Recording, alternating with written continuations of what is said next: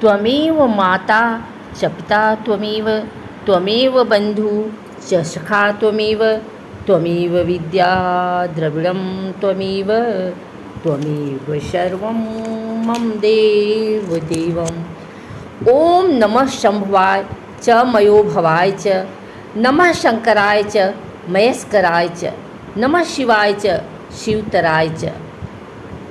राधे राधे। आइए सुनते हैं शिवपुराण कथासार। कल्याण एवं सुख के मूल स्रोत भगवान सदाशिव को नमस्कार है। कल्याण का विस्तार करने वाले तथा सुख का विस्तार करने वाले भगवान शिव को नमस्कार है। मंगल स्वरूप और मंगलमयता की सीमा भगवान शिव को नमस्कार है। पुराणों में शिव महापुराण का अत्यंत महिमामय स्थान है। पुराणों की परिगणना में बेतुल्य, पवित्र और सभी लक्षणों से युक्त यह चौथा महापुराण है।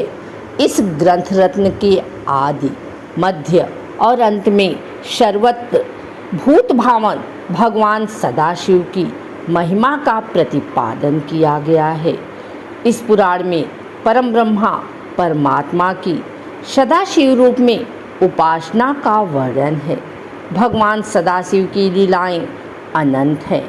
उनकी लीला कथाओं तथा उनकी महिमा का वर्णन ही इस ग्रंथ का मुख्य प्रतिपाद्य विषय है, जिसके सम्यक अवगाहन से साधकों भक्तों का मन महादेव के पद्म पराग का भ्रमर बनकर मुक्ति मार्ग का पथिक बन जाता है।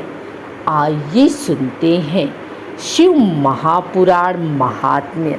अध्याय 1। एक बार श्री सौनकाजी ने महाज्ञानी सूत जी से निवेदन किया, हे सूत जी, सदाचार, भगवत भक्ति और विवेक की बुद्धि कैसे होती है तथा साधु पुरुष किस प्रकार अपने काम, क्रोध, लोभ आदि मानसिक विकारों का निवारण करते हैं। आप हमें ऐसा कोई शाश्वत साधन बताइए जो कल्याणकारी एवं परम मंगलकारी हो, और वह साधन ऐसा हो जिसके अनुष्ठान से शीघ्र ही अंतःकरण की विशेष शुद्धि हो जाए तथा निर्मल चित्त वाले पुरुष को सदा के लिए शिव पद की प्राप्ति हो।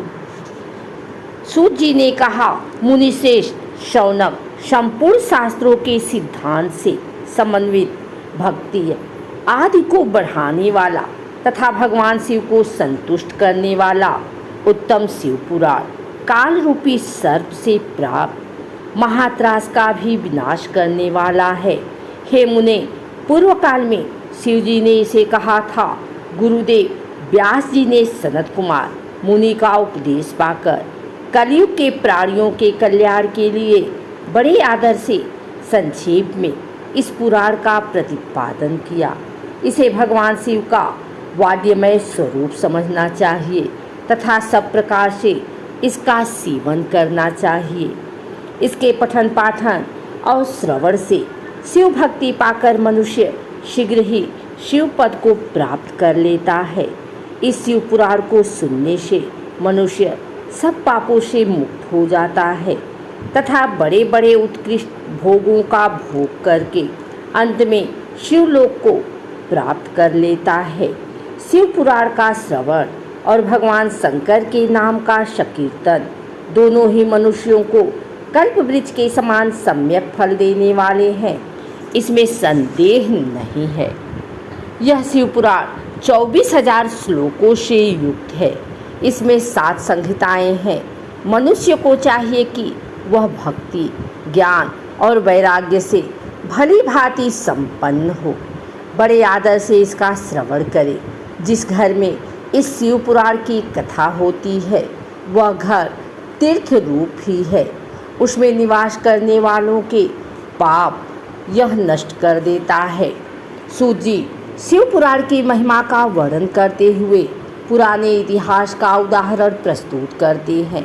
पहला उदाहरण देवराज नाम के एक ब्राह्मण का है जो वेश्यागामी एवं दुष्ट था, तथा दूसरा उदाहरण चंचुला नाम एक स्त्री एवं बिंदु नाम के उसके पति का है। ये दोनों ही दुरात्मा और महापापी थे, परंतु शिव पुराण की कथा के श्रवण के प्रभाव से इन सब का उद्धार हो जाता है और इन्हें शिवपद की प्राप्ति हो जाती है। शौनक जी के पूछने पर सूत जी शिव पुराण के श्रवण की विधि वर्णन करते हुए कहते हैं, शिव पुराण को सुनने के प्रायः सभी अधिकारी हैं। शिव उपासक के अतिरिक्त गणेश भक्त, शाक्त, सूर्योपासक, वैष्णव और इसके साथ ही ब्राह्मण, क्षत्रिय, वैश्य, शूद्र चारों वर्णों के स्त्री पुरुष एवं ब्रह्मचारी, गृहस्थ, वानप्रस्थ, सन्यासी ये सभी सकाम भाव अथवा निष्काम भाव से कथा श्रवण कर सकते हैं। परंतु जो लोग विष्णु और शिव भक्त में भेद दृष्टि रखते हैं, शिव भक्ति से रहित हैं, पाखंडी, हिंसक तथा दुष्ट हैं, नास्तिक हैं, पर स्त्री, पराया धन तथा देव संपत्ति के हरण के लिए लुब्ध रहते हैं, वे कथा श्रवण के अधिकारी नहीं हैं। श्रोता को चाहिए कि वह ब्रह्मचर्य का पालन करे, पृथ्वी पर सोए, सत्य बोले, जितेंद्रिय रहे तथा कथा की समाप्ति तक पत्तल पर भोजन करे तथा लोभ एवं हिंसा आदि से रहित हो और काम, क्रोध, लोभ, मोह, मद, मात्सर्य, ईर्ष्या, राग, द्वेष, पाखंड एवं अहंकार को भी छोड़ दे। श्रोता को सदा विनयशील, सरलचित, पवित्र, दयालु, कम बोलने वाला तथा उदार मन वाला होना चाहिए। कथावाचक के लिए संयमी, शास्त्रज्ञ, शिव आराधना में तत्पर, दयालु, निर्लोभी, दक्ष, धैर्यशाली तथा वक्तृत्व शक्ति से संपन्न होना उत्तम माना गया है।